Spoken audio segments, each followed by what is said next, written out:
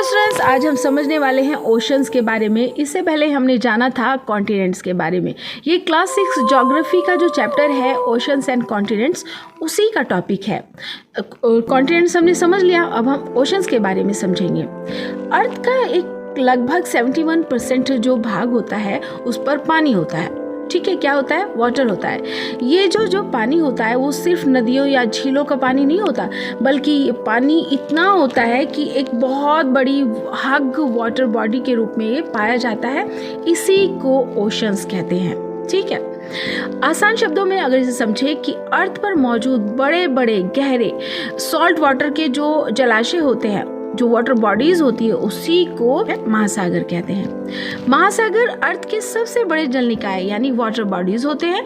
ये आकार में बहुत बड़े होते हैं। महाद्वीप इससे अलग होते हैं, यानी कॉन्टिनेंट्स इससे अलग होते हैं। ये एक दूसरे से बिल्कुल अलग होते हैं। कॉन्टिनेंट क्या था? कॉन्टिनेंट था अर्थ पर जो जमीन का पार्ट होता है, ठीक है, उसको कॉन्टिनेंट कहते हैं। और अर्थ पर जो वाटर का पार्ट होता है उसको ओशंस कहते हैं। ऐसे समझ लीजिए। अब ओशंस की क्वालिटीज क्या होती हैं ये जानेंगे। ओशंस का पानी जो होता है वो खारा होता है, सॉल्टी होता है ना, इसलिए इससे सीधे नहीं पिया जा सकता।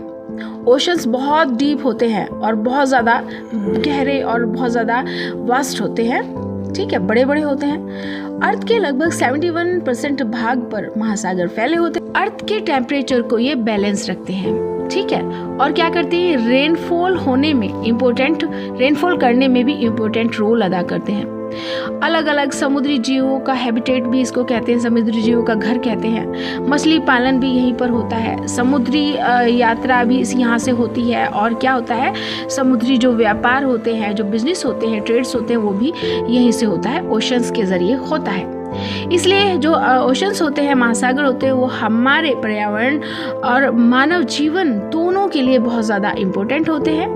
हमारे एनवायरनमेंट के लिए भी और इंसान की ज़िंदगी के लिए भी बहुत इम्पोर्टेंट होते हैं। पर कितने ओशंस होते हैं अब ये जानेंगे।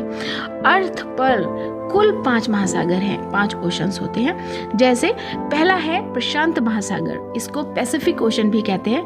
ये सबसे बड़ा और सबसे गहरा महासागर होता है। दूसरा होता है अटलांटिक महासागर, ये दूसरा सबसे बड़ा महासागर होता है। ठीक है, ये पैसिफिक ओशन से कम होता है। ठीक है, ये दूसरे नंबर पर आया है इसलिए। तीसरा होता है हिंद महासागर, इसको इंडियन ओशन कहते हैं क्योंकि ये भारत के दक्षिण में होता है। अब होता है नेक्स्ट होता है चौथे नंबर पे दक्षिण महासागर यानी साउथर्न ओशन, ये अंटार्कटिका के चारों तरफ फैला होता है। और 5वां होता है आर्कटिक ओशन, ये इसको आर्कटिक महासागर भी कहते हैं और ये सबसे छोटा होता है। तो आज हमने सीखा है कि अर्थ पर मौजूद बहुत बड़े और गहरे खारे पानी के जो भंडार होते हैं, जलाशय जो होते हैं, उन्हीं को ओशंस कहते हैं।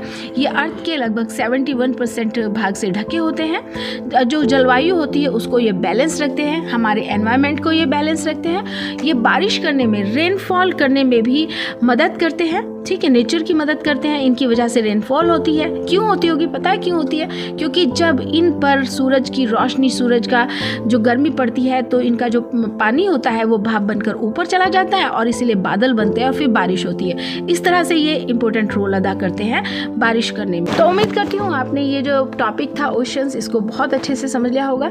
मिलते हैं नेक्स्ट टॉपिक में। Thanks for watching this video.